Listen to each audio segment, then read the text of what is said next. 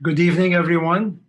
I'm Dr. Nadim Haddad, and on behalf of the Board of Trustees, it is my honor to welcome you to this year's Summit of In Defense of Christians Combating Global Christian Persecution. This year, we have made history, and we want to thank all of you, our supporters and partners, for standing with us and advocating for Christianity's historic communities of the Middle East, as well as persecuted Christians across the world.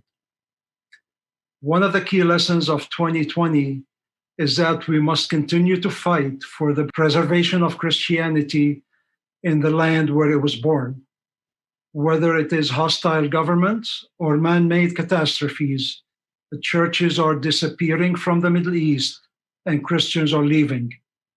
We must respond. Tonight, you will hear about our current efforts. First, calling on countries across the world to repeal blasphemy, heresy, and apostasy laws so that all people can choose their religion without fear of government-sponsored persecution.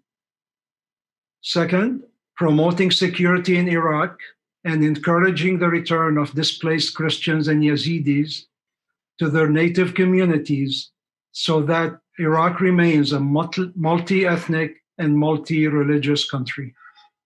Third, ensuring Coptic Christians in Egypt can live in safety and with full rights so that every village has a church and Christians have equal employment opportunities and attacks against Christians are properly punished.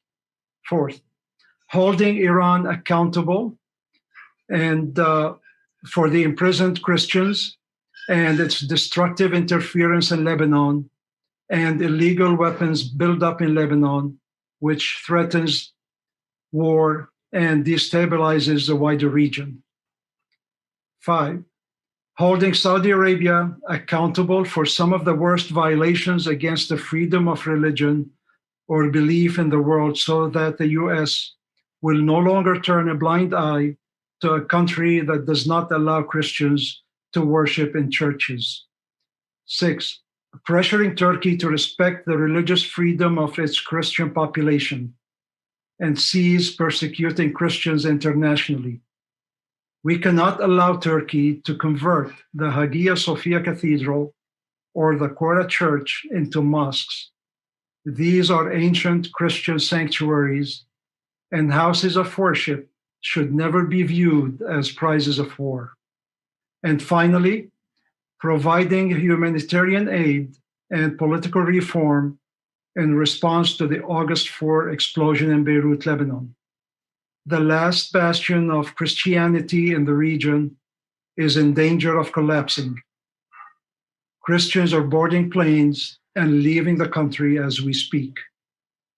Lebanon needs us now more than ever. We must ensure we have a Lebanese state that does not hinder the natural ingenuity and brilliance of the Lebanese people. In these crucial times, we are proud to call you all our friends and our allies. And thank you for your continued support in combating global Christian